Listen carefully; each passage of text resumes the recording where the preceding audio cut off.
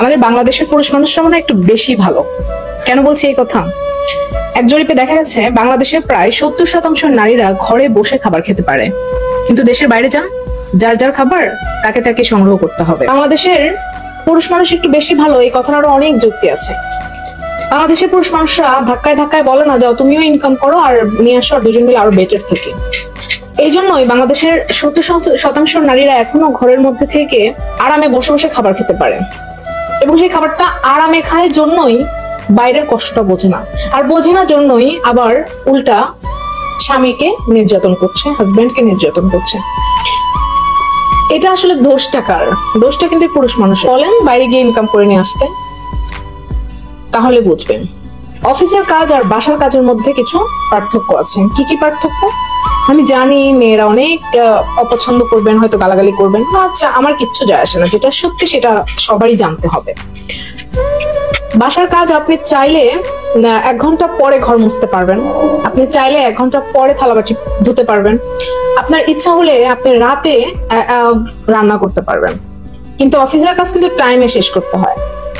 So বাসার কাজের পরিশ্রম, আপনি অনেকে বলবে যে বাসার কাজের তো অনেক পরিশ্রম। হ্যাঁ, বাসার প্রত্যেকটা কাজেরই পরিশ্রম আছে, কিন্তু সেই কাজের পরিশ্রম সবচেয়ে বেশি যেটার জবাবদিহিতা রয়েছে। আপনি বাসায় 2 দিন না রান্না করলেও আপনি খাবার অর্ডার দিয়ে খেতে পারছেন, কিন্তু অফিসের কাজ টাইমলি না করে আর চাকরি থাকবে না। সো বাংলাদেশের ছেলেরা সত্যি আসলেই অনেক ভালো, বিধায় একজনের ইনকামে তারা বাসা ভাড়া করছে, সেই ইনকামে পুরো ফ্যামিলির বাচ্চা কাচ্চা লেখাপড়া থেকে শুরু করে খাবার দাবার এভরিথিং করছে।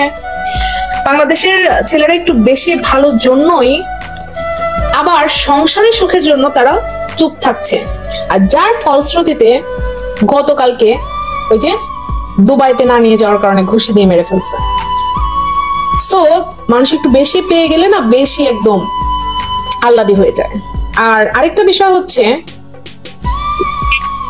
যে যত কথাই বলুক, একটা পুরুষ মানুষের যদি ইনকাম নাও করতো, বাসায় থালাবাটি ধোয়া, কাপড় ধোয়া পুরুষ মানুষও পারতো।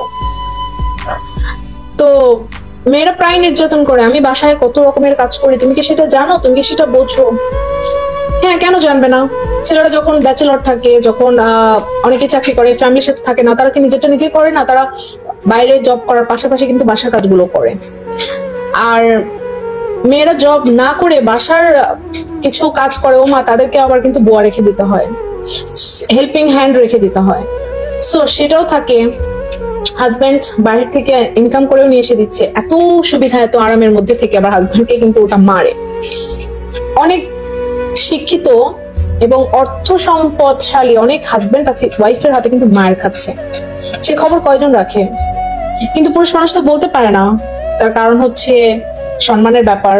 আর তারা সর্বদা সংসারে সুখ চায়, সারাদিন পরিশ্রম করে আসার পর না অ্যাকচুয়ালি বাসার ঝামেলা ভালো লাগে না, এই জন্য বাসার কেউ কিছু বললে সেটা তারা খুব কুইকলি মেনে নেয় এবং তর্কে যায় না।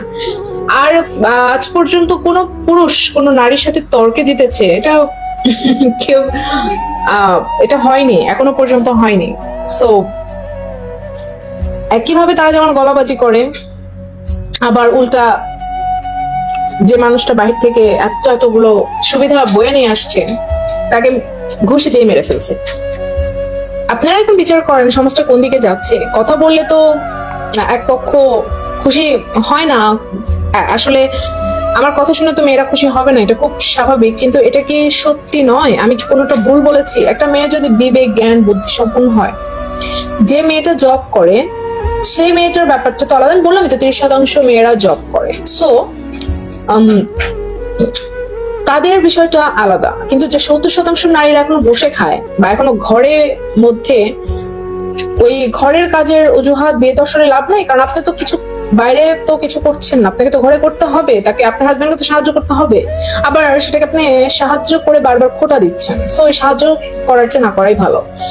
আপনি সংসারটাকে ভালোবেসে করেন, সেটার সম্মান পাবেন, কিন্তু আপনি সংসারে কাজকর্ম করছেন, আবার হাজবেন্ডকেও ডমিনেট করছেন, মারামারি করছেন, গালাগালি করছেন, এগুলো করবেন না। হ্যাঁ, এগুলো কিন্তু একটা সমাজের জন্য বা আপনার সন্তানদের জন্য, ভবিষ্যতের জন্য কোনো কিছুর জন্যই ভালো না।